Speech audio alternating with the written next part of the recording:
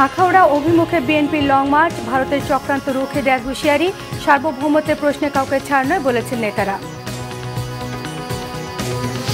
নত যেন পররাষ্ট্রনীতি থেকে সরে এসেছে সরকার বলেছেন উপদেষ্টা আসিফ মাহমুদ। চুক্তি অনুযায়ী শেখ হাসিনাকে ফেরত দেবে দিল্লি, টবি ক্যাডম্যানের আশাবাদ। অন্তর্বর্তী সরকারকে ব্যর্থ প্রমাণের চেষ্টা করছে রাজনৈতিক দলগুলো, অভিযোগ তথ্য উপদেষ্টার। তরুণ প্রজন্মকে উপেক্ষা করে কেউ ক্ষমতায় যেতে পারবে না, হাসনাত আবদুল্লাহ হুঁশিয়ারি। 7 দিনের মধ্যে সম্পদের হিসেব দেবেন দুদক চেয়ারম্যান, কাজ করবেন রাজনৈতিক প্রভাব মুক্ত হয়ে। বড় দুর্নীতিবাজদের ছাড় না দেওয়ার ঘোষণা। প্রধান বিচারপতির সঙ্গে সংবিধান সংস্কার কমিশনের সদস্যদের বৈঠক, বিচার বিভাগের সংস্কার নিয়ে আলোচনা।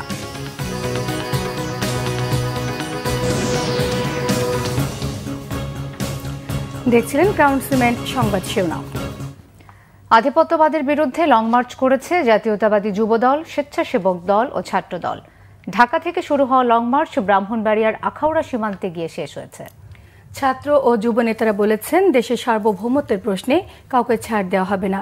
রুহুল কবির রিজভী অভিযোগ করেন, পাশের কোনো দেশে গণতন্ত্র থাকুক তা চায় না ভারত। রিপোর্ট করছেন সেকান্দার রহমান, ছবি তুলেছেন এম সেলিম। রাজধানী ঢাকা থেকে ব্রাহ্মণবাড়িয়ার আখাউড়ার ভারত সীমান্ত অভিমুখে লং মার্চ।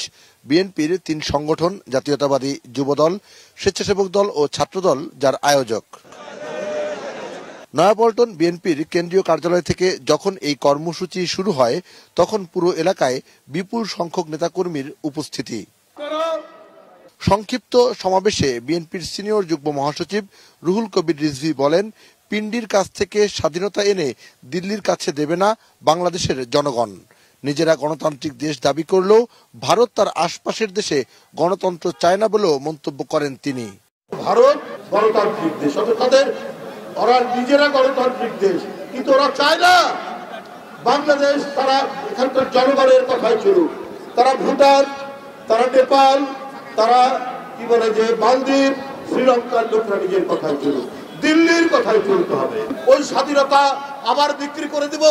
আমরা পিন্ডির কাছ থেকে স্বাধীনতা ছিনিয়ে এনেছি, এটা দিল্লির কাছে আমরা আত্মসমর্পণ করব? ভারতের আগরতলায় বাংলাদেশের সহকারী হাই কমিশনে হামলা, জাতীয় পতাকার অবমাননা সহ বাংলাদেশের বিরুদ্ধে অপপ্রচার ও ষড়যন্ত্রের প্রতিবাদে এই কর্মসূচি পালন করা হয়। ঢাকা থেকে ব্রাহ্মণবাড়িয়ার আখাউড়া সীমান্তে যাবার পথে কিশোরগঞ্জের ভৈরবে পথসভা হয়।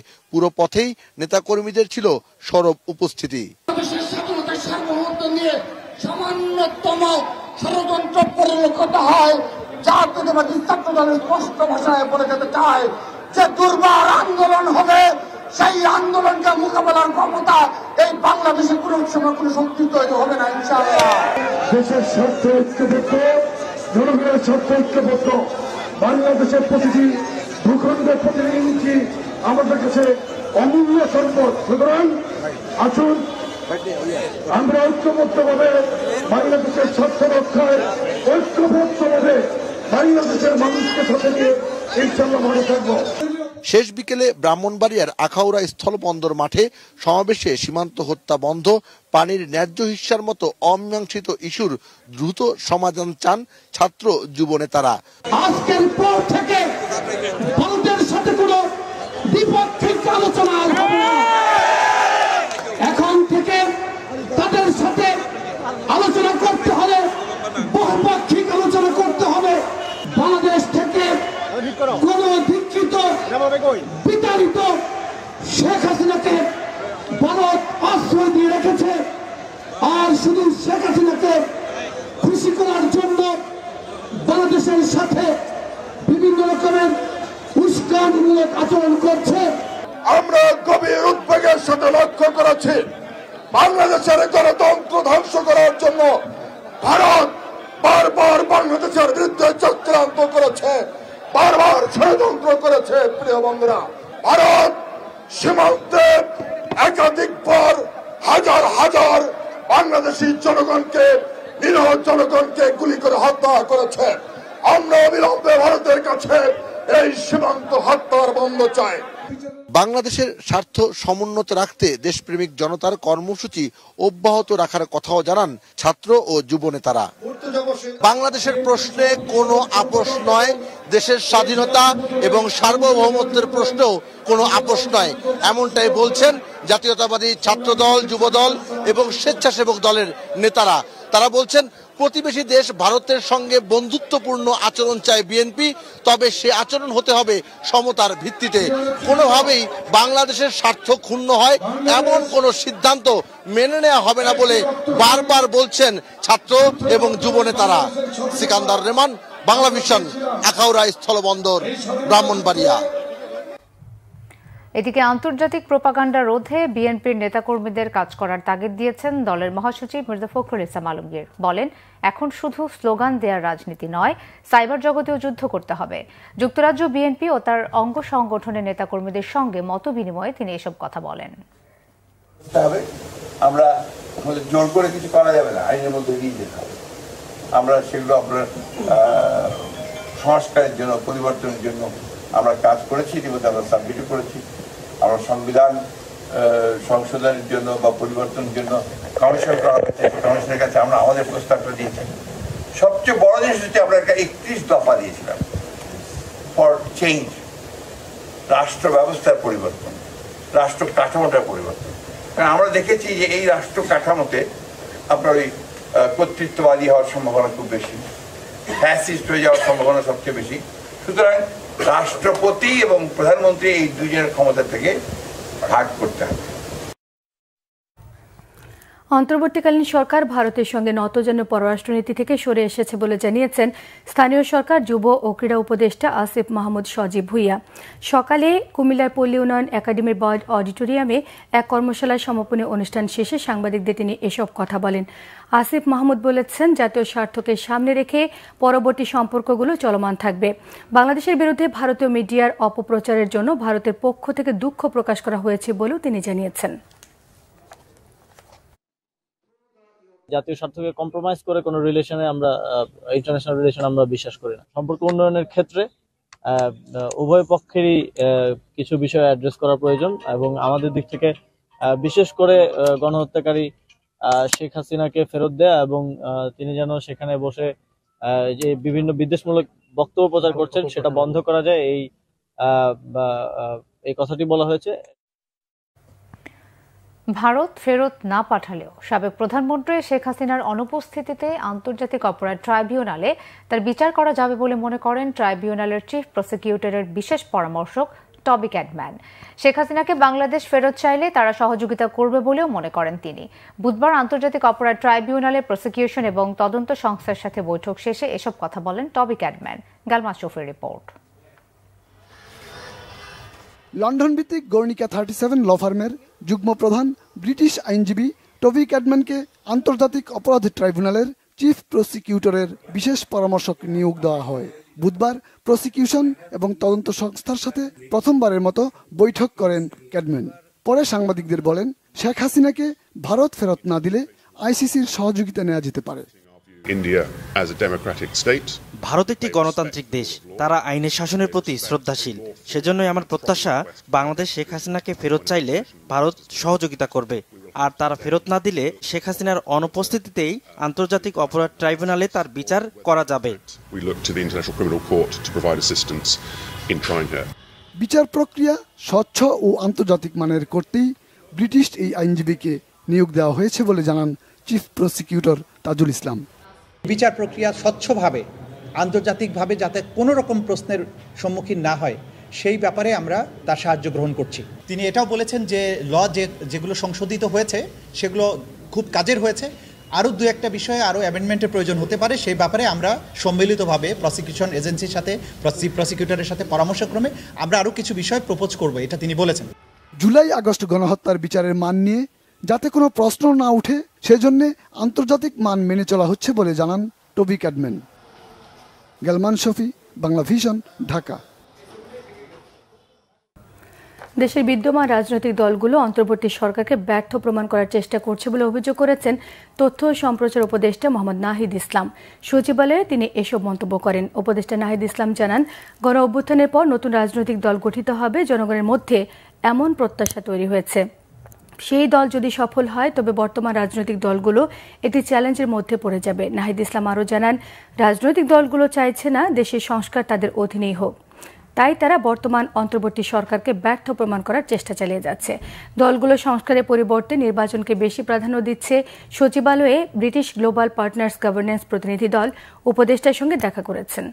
এ সময় চিলির সাবেক সামাজিক উন্নয়ন মন্ত্রী জর্জিও জ্যাকসন সংস্কার এবং নির্বাচন নিয়ে জানতে চাইলে নাহিদ ইসলাম এসব কথা বলেন।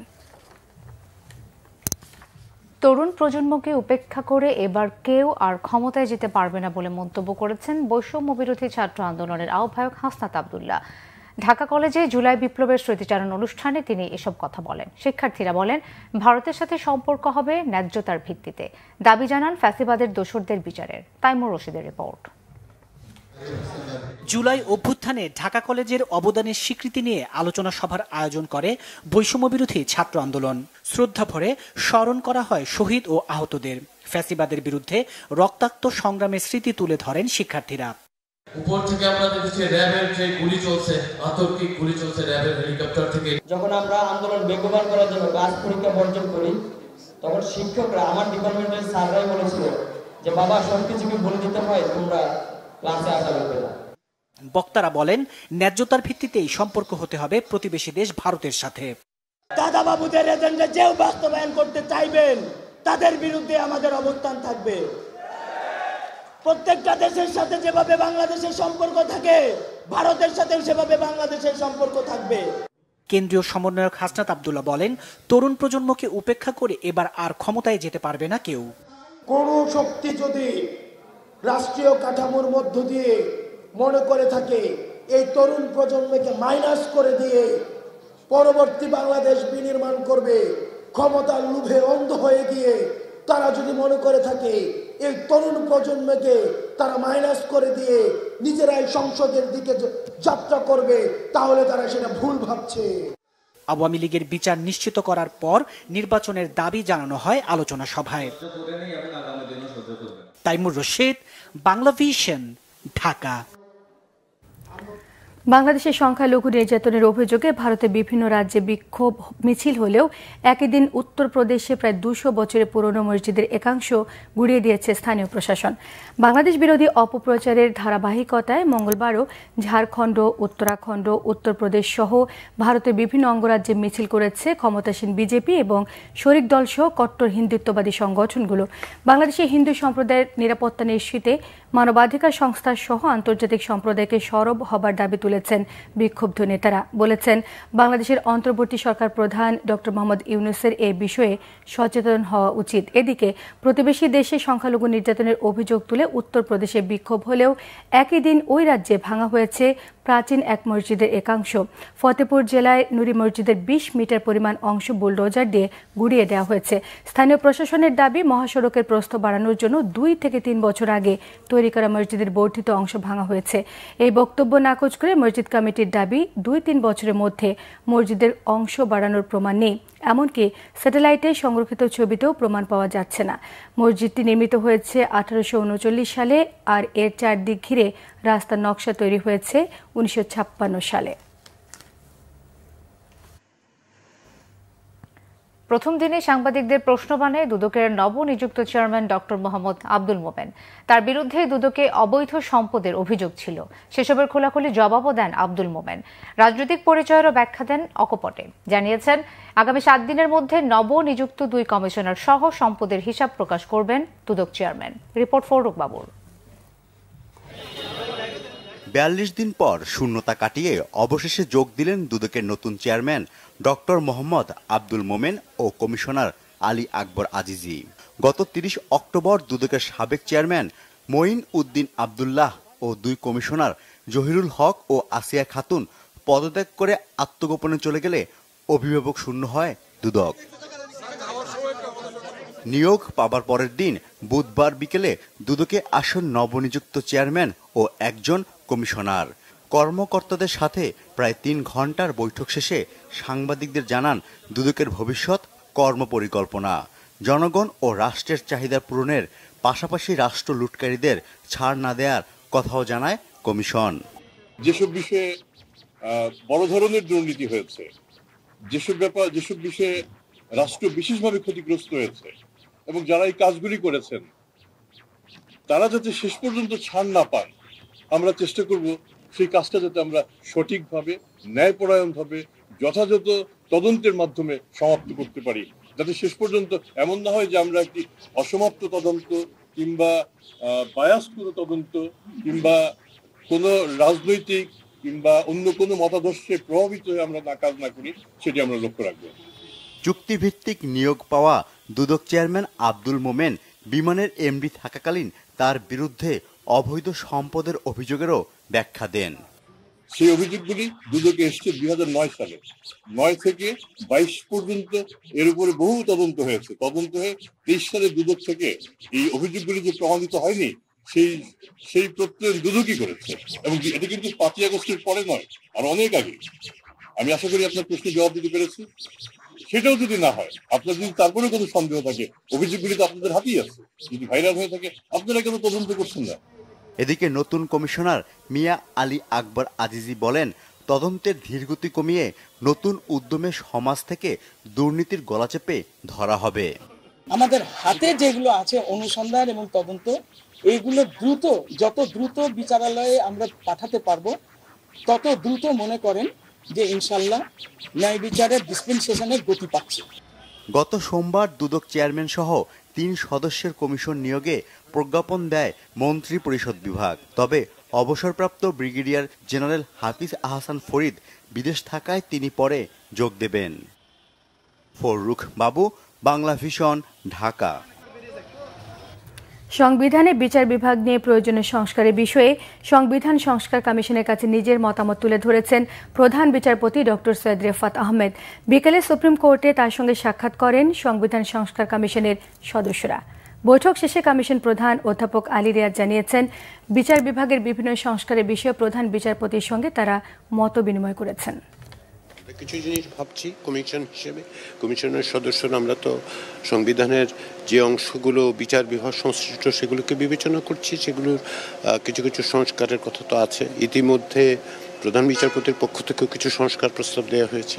তার বাইরে জুডিশিয়ারির যেই সংস্কারের যে কমিশন, সেই কমিশন কাজ করছে, তাদেরও প্রস্তাব আছে।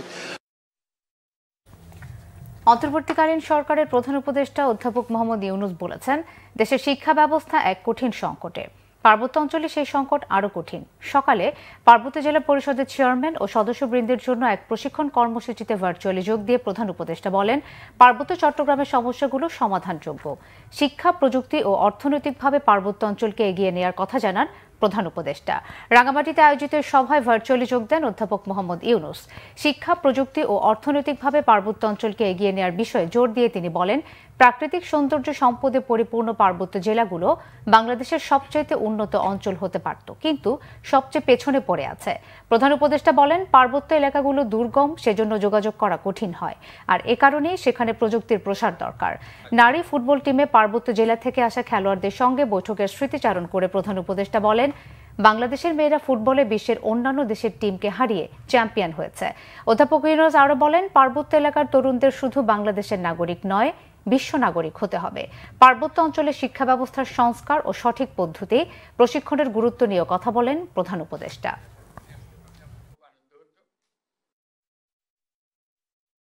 আপনাদের ওখানে আসতে পারলে আমার খুব আনন্দ হতো।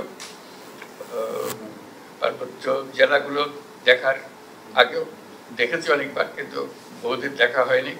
এর মধ্যে অনেক পরিবর্তন হয়েছে পার্বত্য জেলাগুলোতে, সেগুলো দেখার সুযোগ পেতাম তাহলে যদি একবার আসতে পারতাম। তাই হোক, আশা করি ভবিষ্যতে এটা সুযোগ হবে।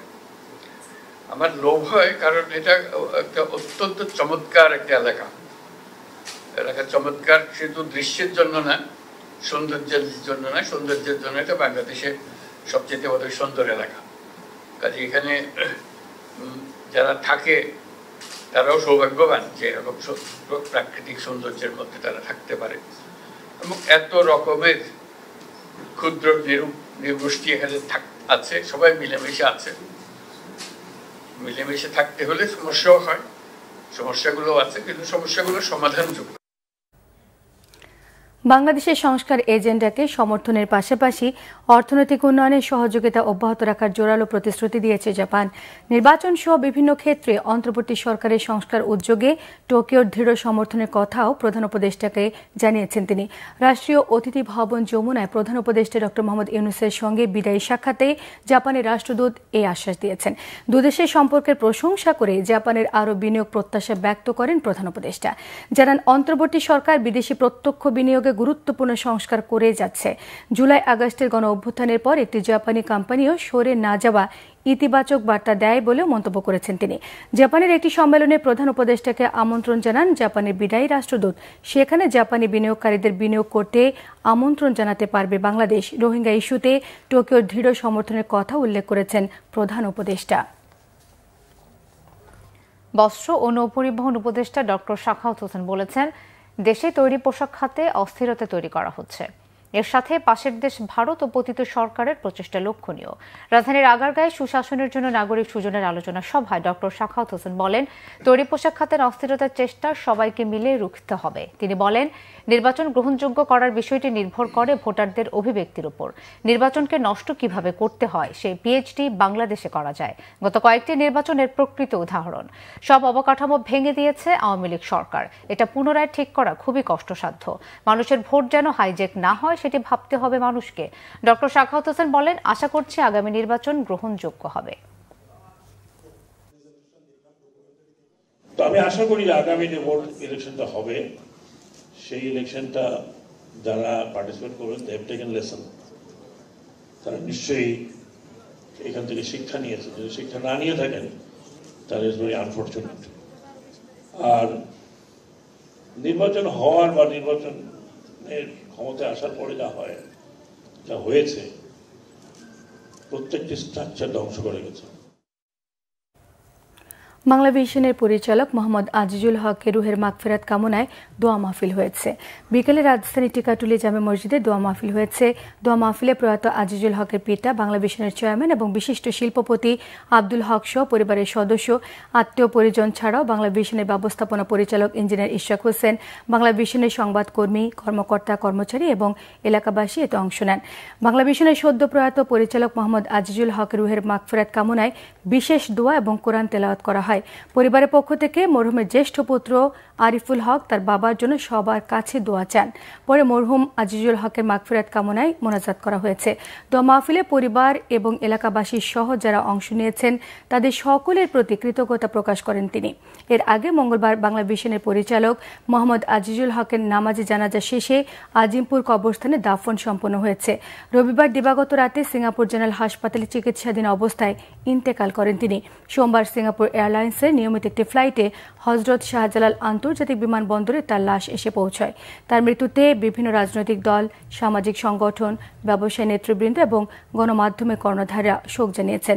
মোহাম্মদ আজিজুল হক বাবা, মা, স্ত্রী, 2 ছেলে, 3 মেয়ে, ভাই বোন এবং আত্মীয় স্বজন সহ অসংখ্য গুণগ্রাহী রেখে গেছেন।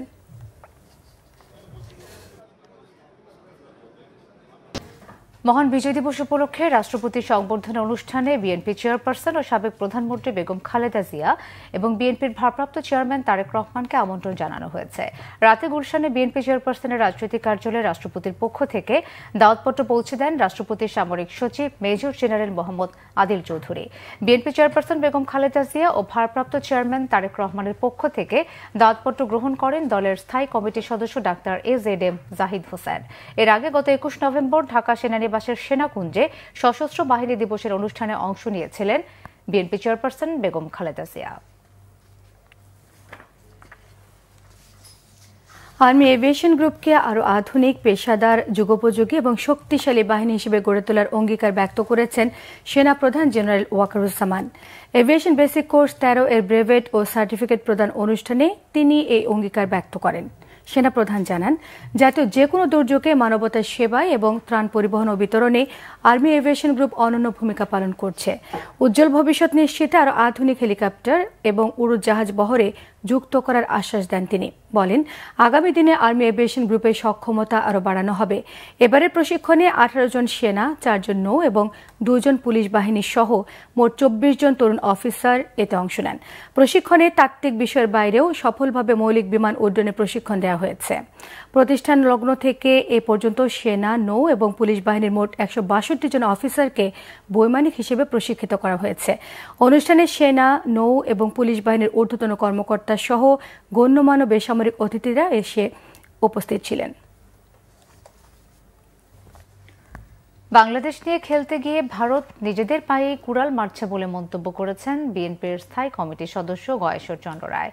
জাতীয়তাবাদী কৃষক দলের প্রতিষ্ঠা বার্ষিকী উপলক্ষে রাজধানীর ডিপ্লোমা ইঞ্জিনিয়ার্স ইনস্টিটিউশন মিলনায়তনে আয়োজিত অনুষ্ঠানে তিনি এসব কথা বলেন। গয়েশ্বর চন্দ্র রায় বলেন, ভারত ভিসা দেয়া বন্ধ করেছে, কিন্তু এখন তাদের দেশের ব্যবসা বাণিজ্যই স্থবির। বিভিন্ন রাজ্যে বিক্ষোভ শুরু হয়েছে। বিএনপির স্থায়ী কমিটির এই সদস্য বলেন, বিরাজনীতিকরণের আলামত টের পাচ্ছে জনগণ। তিনি প্রশ্ন তোলেন, কেন এখনো বিএনপির সিনিয়র নেতাদের মিথ্যা মামলায় আদালতে হাজিরা দিতে হয়? তাহলে কেন আন্দোলন, কেন সংগ্রাম করা হলো এত বছর? তিনি বলেন, অন্তর্বর্তীকালীন সরকার বিএনপির অবদান স্বীকার করে না। তারা মনে করে মধ্য জুলাইয়ের পর থেকে সব তারাই করেছে, কিন্তু সন্তান সহ বিএনপি পরিবারের সকলে এই আন্দোলনে সক্রিয় ভূমিকা পালন করেছে।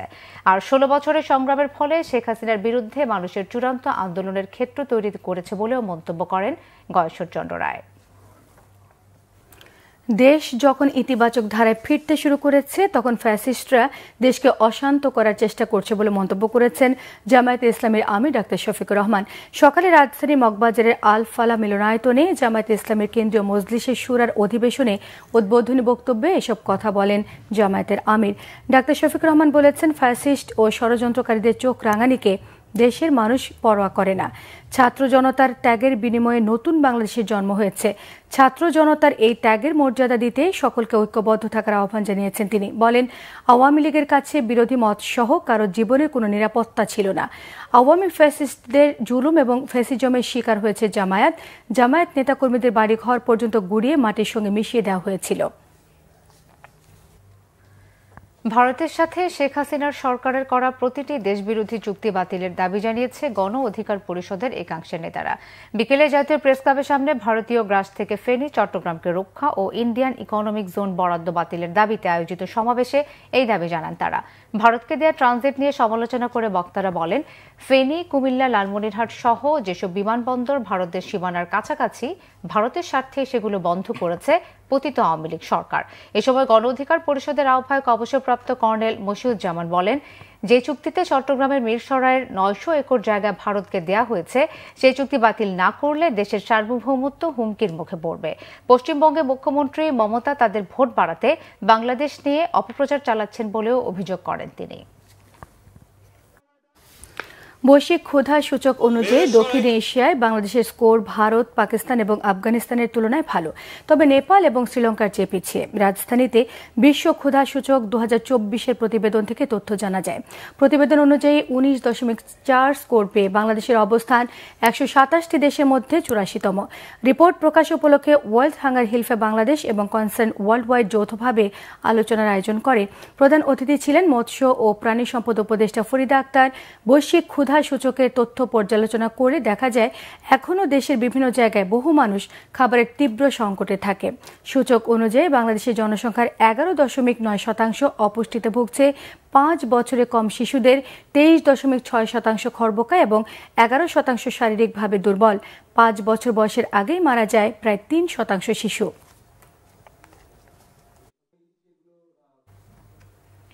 আরও কিছু খবর নিয়ে একটি ডেস্ক রিপোর্ট।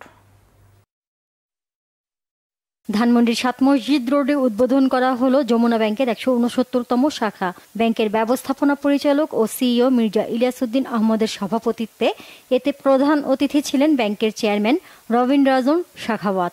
বিশেষ অতিথি ছিলেন ব্যাংকের পরিচালকরা। এছাড়াও প্রধান কার্যালয়ের কর্মকর্তা, স্থানীয় গণ্যমান্য ব্যক্তি ও বিপুল সংখ্যক গ্রাহক উপস্থিত ছিলেন এ সময়। American international university Bangladesh AIUB এর আয়োজনে একটি গবেষণা বিষয়ক কর্মশালা হয়েছে রাজধানীতে। এতে কৃষি মন্ত্রণালয়ের অতিরিক্ত সচিব ডক্টর মোহাম্মদ মাহমুদুর রহমান, AIUB এর প্রতিষ্ঠাতা সদস্য ও ট্রাস্টি বোর্ডের চেয়ারম্যান নাদিয়া আনোয়ার, ট্রাস্টি বোর্ডের সদস্য ইস্তিয়াক আবেদিন সহ অন্যরা উপস্থিত ছিলেন। অনুষ্ঠানে উদ্বোধনী বক্তব্য দেন বিদ্যালয়টির উপাচার্য প্রফেসর ডক্টর সাইফুল ইসলাম। পরে গবেষকদের মাঝে ক্রেস্ট বিতরণ করা হয়। এখন থেকে ডাক বিভাগের মোবাইল আর্থিক সেবা নগদের মাধ্যমে সাউথ ইস্ট ব্যাংকের ডিপিএস ও ঋণের কিস্তি পরিশোধ করা যাবে। সাউথ ইস্ট ব্যাংকের প্রধান কার্যালয়ে এক অনুষ্ঠানে নগদের মাধ্যমে সাউথ ইস্ট ব্যাংকে টাকা জমা দেওয়ার এই কার্যক্রম শুরু হয়েছে। ফলে নগদের অ্যাপ ব্যবহার করে বা ইউএসএসডি কোড ডায়াল করে গ্রাহকরা তাদের নগদ ওয়ালেট থেকে সরাসরি ব্যাংক অ্যাকাউন্টে টাকা জমা করতে পারবেন। অনুষ্ঠানে উপস্থিত ছিলেন নগদের প্রশাসক মোহাম্মদ বদিউজ্জামান দিদার, নগদের deputy managing director Shihabuddin Chowdhury, South East ব্যাংকের ব্যবস্থাপনা পরিচালক নুরুদ্দিন মোহাম্মদ সাদেক হোসাইন ও 2 প্রতিষ্ঠানের ঊর্ধ্বতন কর্মকর্তারা। ময়মনসিংহে উইজডম ইন্টারন্যাশনাল স্কুল অ্যান্ড কলেজের বার্ষিক বিতর্ক প্রতিযোগিতার ফাইনাল ও পুরস্কার বিতরণ অনুষ্ঠান হয়েছে। নগরীর টাউন হল তারেক স্মৃতি অডিটোরিয়ামে প্রধান অতিথি ছিলেন ডিবেট ফর ডেমোক্রেসির চেয়ারম্যান হাসান আহমেদ চৌধুরী কিরণ। ঐক্যবদ্ধ থেকে সব অন্যায় দুঃশাসনের বিরুদ্ধে প্রতিরোধ গড়ে তোলার আহ্বান জানান তিনি। প্রতিষ্ঠানের সিইও মজিদুল হকের সভাপতিত্বে অনুষ্ঠানে আরও বক্তব্য রাখেন কলেজের অধ্যক্ষ রনিকা ফেরদৌস। কলেজের ছাত্রছাত্রীদের অংশগ্রহণে বিতর্ক প্রতিযোগিতায় চ্যাম্পিয়ন হয় ছাত্রীরা।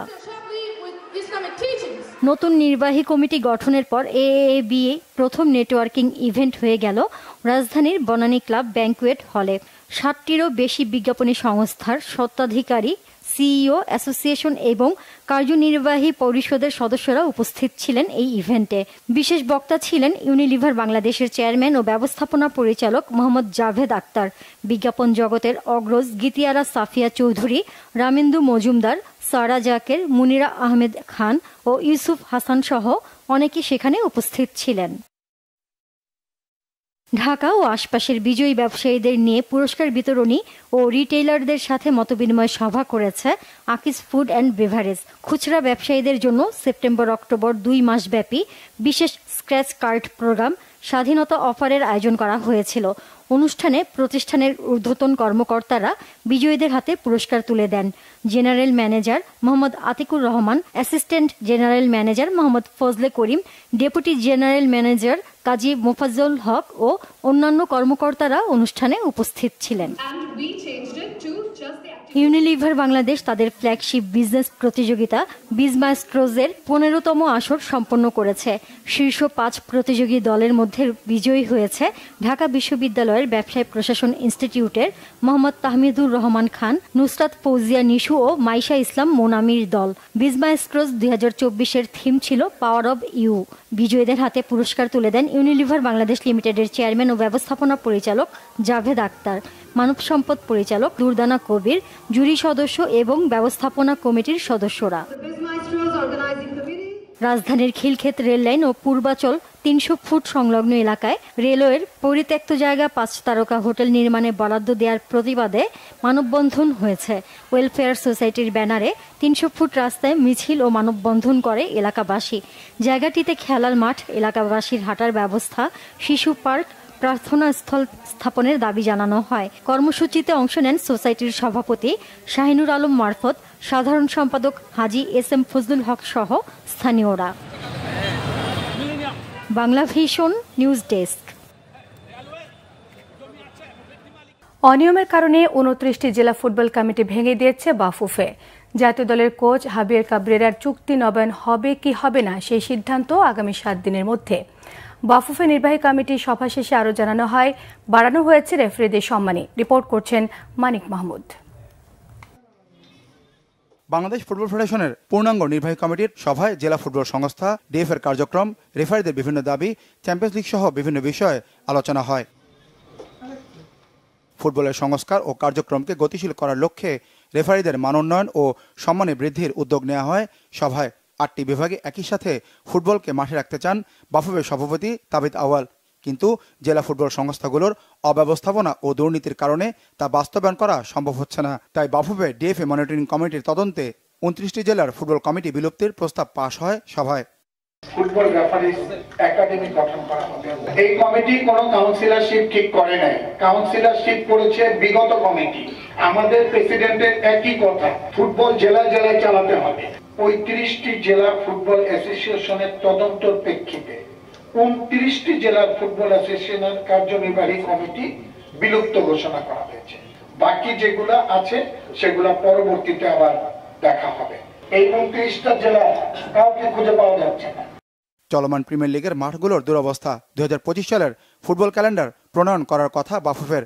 জাতীয় ফুটবল দলের স্প্যানিশ কোচ হাভিয়ার কাবরেরা ও নারী ফুটবল দলের কোচ পিটার বাটলারের চুক্তির মেয়াদ শেষ হবে 31 ডিসেম্বর। কিন্তু 3 ঘন্টার বেশি সময়ের সভায় এসব বিষয়ে কোনো পদক্ষেপ ও সিদ্ধান্ত আসেনি। আমরা 7 দিনের মধ্যে আমাদের প্রেসিডেন্ট সাহেব আমাদেরকে নিয়ে আবার বসবেন, বসে এই ব্যাপারটায় উনি সিদ্ধান্ত নেবেন। গ্রাউন্ডস কমিটি উইদিন 7 ডে নাকি 7 ডে, 7 দিনের মধ্যে আমাদের গ্রাউন্ডস কমিটি হবে। 4টা কমিটি 7 দিনের মধ্যে কমপ্লিট করা হবে। যুব ও ক্রীড়া মন্ত্রণালয় তারুণ্যের উৎসব করছে।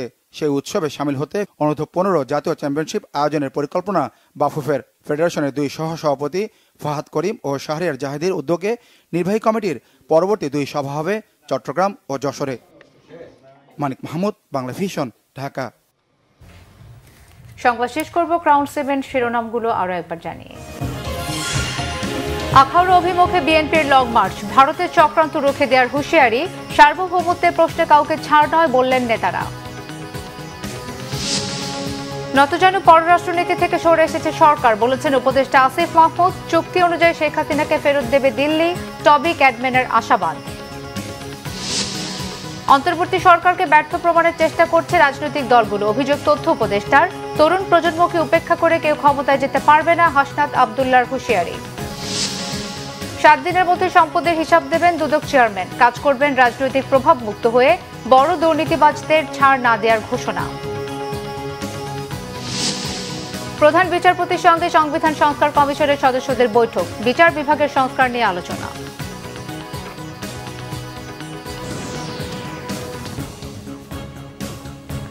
এই ছিল এখনকার মতো, পরের সংবাদ রাত 1টায় দেখার আমন্ত্রণ রইল। এছাড়া বাংলাভিশন সংবাদ ও সংবাদ সংশ্লিষ্ট অনুষ্ঠান দেখতে ভিজিট করুন www.bbnews24.com, facebook.com/banglavishnnews-এ সাবস্ক্রাইব করুন, youtube.com/banglavishnnews-এর সঙ্গে থাকায় সবাইকে ধন্যবাদ।